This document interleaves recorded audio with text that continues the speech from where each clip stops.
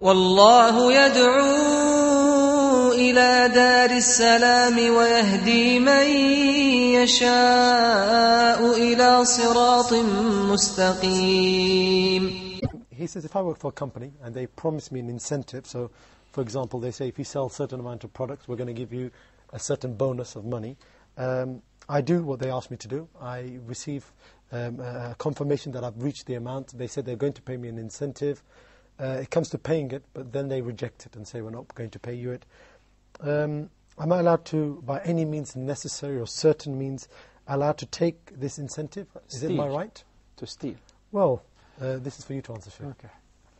Well, it is very important for every Muslim to understand that stealing is such a heinous act and a horrendous crime, to the point that Allah subhanahu wa ta'ala said in Surah Al-Ma'idah, وَالسَّارِقُ وَالسَّارِقَةُ فَقَطَعُوا أَيْدِيَهُمَا جَزَاءً بِمَا كَسَبَا نَكَالًا مِنَ اللَّهِ وَاللَّهُ عَزِيزٌ حَكِيمٌ.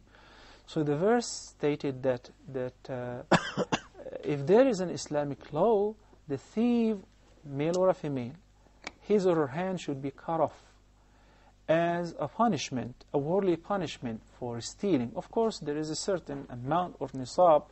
If it exceeds that or reaches that, the value of the stolen property, then the punishment will be applied. So I just want to stop you. So there are conditions here. It's not like we're here in the West, you pick up a pen and you're a poor person, No, or a loaf of bread, not. chop off his head. And not only that, if somebody is stealing to eat, because if he does not, he will die, he will be exempted from the punishment. As a matter of fact, if we are during the rightly guided era and Khilafah, the punishment will be on the people who led him to steal, or who deprived him from the food until he had to steal.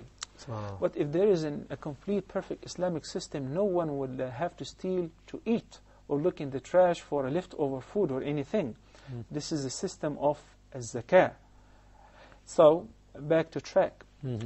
Now, stealing is awful and is a very heinous crime, and it is one of the major sins. And the Prophet ﷺ said, I don't want to see any of you carrying on the Day of Judgment, meeting me carrying on his shoulders a sheep, or a cow, or a camel, or anything that he or she has stolen in this life.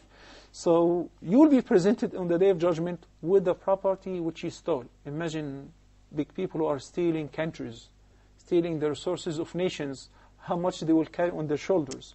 So whether it's a little or a big, even if it is a pen, it's not punishable in the dunya, but on the Day of Judgment it will be presented that you stole this property. So every Muslim should be aware of that. Taking the wealth of a Muslim or anybody else without his consent, without his agreement, with pleasure, is prohibited.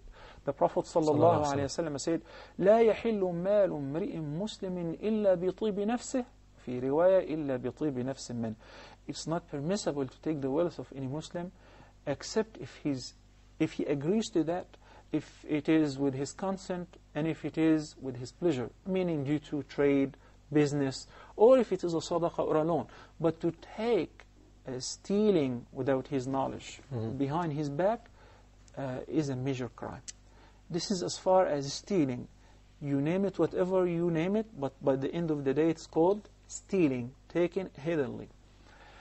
The second is concerning, what if somebody confiscated my rights, or deprived me from my wages, or promised me for a work that if I do, he will pay me that much, and he did not fulfill. In this condition, it is permissible to take only what's equivalent to your right, without exceeding the limit. But behold, before taking this fatwa and this answer and said, the Sheikh said you can go ahead and rip off the company, I didn't say that. I said, number one, we have to determine really if you deserve this money or not. So there has to be a council meeting between you and the other party presented in the form of the company or its manager to determine whether you really deserve this money or not. Maybe you're assuming that you deserve it, and the company or the manager says that in fact you did not fulfill what we asked you to do. So in this condition there will be some doubts, and it will become very problematic. You'll be taking something which is not yours. But if they say, yes, we promised you and you were supposed to get that much, but we denied, or that's void, and we're not going to pay you, in this condition you're only allowed to take your right and do not exceed the limit. جزاك الله خير شيخ.